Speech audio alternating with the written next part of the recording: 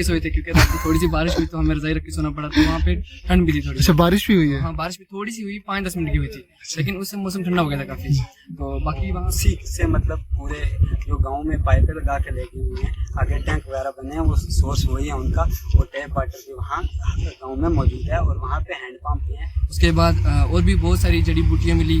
तो नाम तो उनके साइंटिफिक नाम लिख के लाए हमने, लेकिन उनकी लैंग्वेज में कुछ अलग अलग नाम थे उन सबके, तो वो नाम भी हमने लिखे हुए हैं। तो दूसरे दिन हम आ गए थे मंदार विलेज में। मंदार विलेज में सर 12 से 15 स्प्रिंग के बॉर्डर थे के हैं।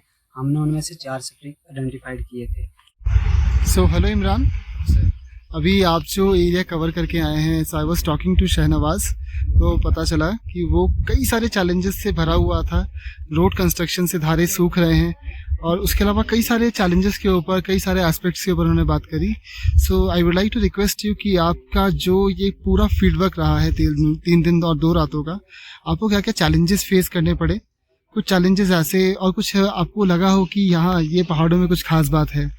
सर देखिए, जिस तरह से हमने फील्ड वर्क किया वो तो एक्सपीरियंस तो काफ़ी मिला उससे, काफ़ी सारे लोगों से मिलना हुआ, काफ़ी सारे लोगों से बातचीत हुई। तो कुछ बातें जो हमें सुनने को मिली थी कि गांव के लोग ऐसे होते हैं, थोड़े काफ़ी ज़्यादा मीन्स के बैकवर्ड टाइप होते हैं, तो मिले थे कुछ। लेकिन ऐसा है कि उनका बात करने का नज़रिया या उनसे जो भी हम बातचीत की जिस तरह से, या वो हमारे साथ बैठे या उन्होंने हमारे साथ जो बातचीत करी, तो उससे वो लोग काफ़ी ज़्यादा मीन्स के आगे हैं हम लोगों से। तो बाकी है कि रही बात आने की जाने की, जो भी रास्ते में थोड़ी बहुत मुश्किल थी। 1-2 जगह पे जो आज शायद भूकंप हुआ है कुछ जगह पे, उस वजह से कुछ पत्थर वगैरह गिर रहे थे, तो थोड़ा रास्ते में दिक्कत रही। बाकी का अच्छा रहा है। वहाँ पे मौसम भी काफ़ी अच्छा था, वहाँ पे गर्मी बिल्कुल नहीं थी, मौसम ठंडा था, वहाँ फैन की जरूरत भी नहीं थी बिल्कुल। तो रात को हम तो रजाई रख के सोए थे क्योंकि रात को थोड़ी सी बारिश हुई तो हमें रजाई रख के सोना पड़ा। तो वहाँ पे ठंड भी थी थोड़ी। अच्छा, बारिश भी हुई है? हाँ, बारिश भी थोड़ी सी हुई, 5-10 मिनट की हुई थी, लेकिन उससे मौसम ठंडा हो गया था काफ़ी। तो बाकी वहाँ पे जो लोग मिले उन्होंने काफ़ी हमारी मदद करी। जो भी हमने ढूंढे, दारे वगैरह ढूंढे, जो हमें गधेरे वगैरह ढूंढे हमें, तो उन्होंने काफ़ी कुछ बताया हमें, फसलों के नाम बताए जो हम लिख के लाए हैं कि कोई फसल है तो उसका इलाज वो मैक्सिमम पीलिए के लिए यूज़ करते हैं, और एक साथ में जिसको शुगर हो उसके लिए वो बहुत ही ज़्यादा कारामद फसल है, वो बहुत ज़्यादा काम आती है, तो उसका हम नाम लिख के लाए हैं। तो उसके बाद और भी बहुत सारी जड़ी बूटियाँ मिली, तो नाम तो उनके साइंटिफिक नाम लिख के लाए हमने, लेकिन उनकी लैंग्वेज में कुछ अलग अलग नाम थे उन सबके, तो वो नाम भी हमने लिखे हुए हैं। तो बाकी है कि जो कल्चर का एक मिला था हमें वहाँ पे दारा, तो वहाँ पे बड़ी अच्छी कहानी देखने को मिली है, क्योंकि एक राजा रानी थे, तो वो जिस घर में रहते थे उनका घर अभी तक वैसा ही है, खिड़कियाँ भी वैसी हैं, घर भी उनका वैसा ही है। तो उन लोगों का मानना है कि जो रानी थी वो यहाँ आके रहती थी, तो राजा जब आता था तो रानी के लिए जो ये दारा है उसका नाम था गुट्टो का दारा, और वो जो दारा है वो पूरे मंदारा में सबसे बड़ा दारा है, क्योंकि सारे देवताओं का दारा बोलते हैं उसको। और आज भी जब भी मीन्स के वहाँ पे हर 3 साल बाद वहाँ पे पांडव नाचते हैं, और पांडव नाचने के बाद उस दारे पे नहाने के लिए आते हैं, वो हर 3 साल बाद वो आता है। उसके बाद बाकी सब ठीक रहा एक्सपीरियंस हमारा भी, तो गधेरे भी थे, कुछ गार्ड भी थे, और जैसा शहनवाज ने बताया कि एक हम जगह गए वहाँ पे काफ़ी ज़्यादा मुश्किल थी, उन लोगों को पानी की दिक्कत थी। तो वहाँ पे एक अम्मा जी थे, तो उन्होंने बताया कि यहाँ पे पहले तो 10-15 साल पहले तक पानी ठीक था, लेकिन धीरे धीरे करते करते रोड वगैरह कंस्ट्रक्शन हुई, जिसकी वजह से दारा बिल्कुल सूख गया है। तो काफ़ी सारे लोग वहाँ से हरियाणा चले गए हैं, कुछ लोग राजस्थान चले गए रहने के लिए, और देहरादून भी चले गए। तो अब वो बोल रहे थे कि हम लोग गरीब हैं, हम लोगों के पास पैसा नहीं है इतना, हम लोग यहाँ से जाएंगे कहाँ पे। तो मीन्स कि हम सुबह आते हैं, 1 टब रख के जाते हैं पानी की, तो शाम को वापस आते हैं, तब तक वो भरने नहीं होती। तो कोई भी, हम बहुत सारे लोग आते हैं यहाँ पे, आते हैं फोटो खींच के ले जाते हैं, लिख के ले जाते हैं, कोई इलाज वगैरह करते नहीं। तो हम कोशिश करेंगे कि उनकी जितनी जल्दी हो सके मदद की जाए उन लोगों को, ताकि दोबारा से उनको माइग्रेशन ना करनी पड़े, और उनके बच्चे जो हैं वो पूरा दिन वहाँ लाइन में न लगे, वो पानी भरें और अपना काम करें, स्कूल में जाएं, और उनको हेल्पफुल हो जाए थोड़ी सी। तो जो हमने काम किया है, तो हम चाहते हैं कि जो भी हमने काम किया बस इससे ज़्यादा नहीं, लेकिन थोड़ी बहुत लोगों को मदद मिल सके इससे। डेफिनेटली।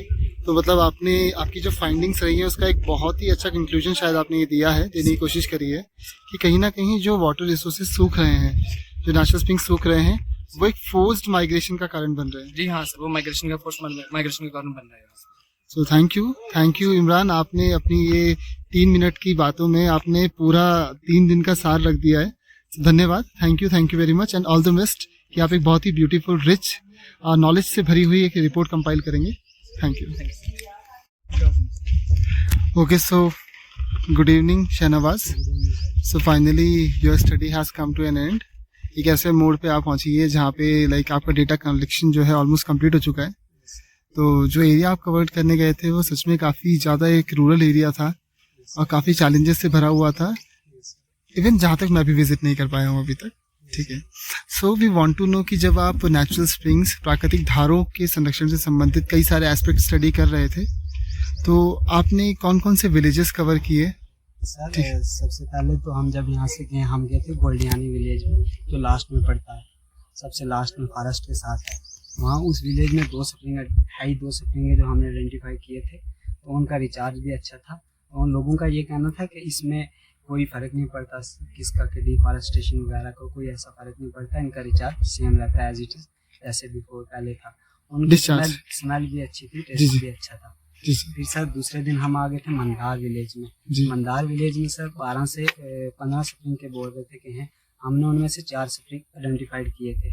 4 में से 1 स्प्रिंग ऐसा था सर जिसपे लगभग 50 का होगा जो उस मोहल्ले के अंदर, उसी पे डिपेंड था। काफी हाई डिपेंडेंसी थी, लेकिन वहाँ पानी का जो डिस्चार्ज था वो बहुत कम था। उन लोगों का ये कहना था कि रात के 2 से 2:30 बजे तक लाइन लगी रहती है बराबर लोगों की पानी के लिए, और सुबह 4 बजे हम आ जाते हैं इस पानी पे। और छोटे छोटे बच्चे थे जो लाइन में लगे हुए थे पानी के लिए, ना इनकी पढ़ाई हो सकती है खाली पानी के लिए। और माल मवेशी भी लोगों ने कम कर लिया पानी की वजह से, और उस गाँव से माइग्रेशन भी हो रही है क्योंकि उसमें पानी नहीं था। और दूसरा स्प्रिंग जो हमने वहाँ पे आइडेंटिफाइड किया था, उसका डिस्चार्ज भी अच्छा था, क्वालिटी भी अच्छी थी, तो वो गाँव को बराबर पूरा हो जाता था। तो एक उनका हमने ऐसा स्प्रिंग वहाँ पे आइडेंटिफाइड किया था जो उनके कल्चर के रिलेटेड था। तो वो बोल रहे थे कि इस पे हमारा कल्चरल है, ये पहले से है, यहाँ पे कोई राजा रानी आते थे तो उनका पानी यहाँ से भर के ले जाते थे। अच्छा। और सर इसके बाद हम गए थे म्यूंडी विलेज में गए। म्यूंडी विलेज में सर 2 ही स्प्रिंग थे। एक स्प्रिंग तो बिल्कुल जो है वो उसका डिस्चार्ज खत्म हो रहा क्योंकि उसके पीछे से जस्ट रोड जा रही है, तो रोड की वजह से वो उनका कहना था कि इस रोड की वजह से इसका डिस्चार्ज खत्म हो गया। Very critical. दूसरे एक जो नीचे वाला स्प्रिंग था जब उस पर हम गए तो उसका डिस्चार्ज भी बहुत अच्छा था, तो उसके वजह से लोग वहाँ पे एग्रीकल्चर करते हैं, वही सोर्स है उनका। तो साथ में गदेरा भी था।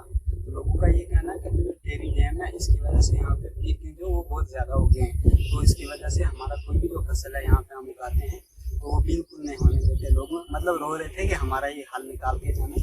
वाइल्ड बोर, जंगली सूअर बहुत हो गए। कुछ लोगों का कहना ये था कि जो जंगल बढ़ रहा है इसकी वजह से ये ज्यादा हो रहे हैं, जो जंगली जानवर है ये इसकी वजह से ज्यादा हो रहे हैं, तो हमारा कोई भी फसल नहीं होने देते। तो बोल रहे थे अगर लंगूर मंकी है ये तो दिन में आता है, इनके हम देख सकते हैं कि क्यों आता है, जो वाइल्ड पीक है ये तो रात को आएगा, तो इसका हम कोई ऐसा नहीं देख सकते, हमारा कोई भी फसल नहीं होता। फसल जो मैक्सिमम वहाँ पे हमने देखा वहाँ पे वेजिटेबल्स नहीं लोगों ने लगाई हुई थी, जो मतलब गाड़ी के लिए उनको पूरी होती थी, और कोई ऐसा नहीं था। तो सर उसके बाद उसी दिन हमने बटवाड़ा विलेज में निकाल लिया था। उसमें 3 स्प्रिंग थे, 4 थे, 4 में से एक बिल्कुल सूख गया था, वो उनका पर्सनल था घर का, जिसपे वो किसी को जाने नहीं देते थे। जो दूसरे 3 स्प्रिंग थे तो उनका डिस्चार्ज भी अच्छा था, और उनसे वो लोग एग्रीकल्चर भी करते थे, और वो उनके मतलब पूरा विलेज था। और उस महल्ले में सब 3 से 4 हैंडपम्प भी थे, वो लोग हैंडपम्प का पानी भी यूज़ करते थे, और स्प्रिंग का पानी अपने एग्रीकल्चर के लिए भी यूज़ करते हैं, लाइफ स्टॉक वगैरह हाउस होल्ड सब उसी में यूज़ करते थे। तो सर आज का हमारा दिन था जो अब हम वहाँ से निकले थे कंडोगी गाँव की तरफ, विलेज की तरफ। कंडोगी विलेज में सर हमें एक ही स्प्रिंग मिला था, गदेरा जिसको बोलते हैं, बोल रहे थे वो लोग। तो उसी से मतलब पूरे जो गांव में पाइपें लगा के लेके हुए हैं, आगे टैंक वगैरह बने हैं, वो सोर्स वही है उनका। और टैप वाटर भी वहाँ गांव में मौजूद है, और वहाँ पे हैंडपम्प भी हैं, 4 हैंडपम्प है, जिसमें से 2 में तो पानी नहीं है, 2 में है। और लास्ट का जो सर हमारा विलेज रहा वो पिपोला विलेज था।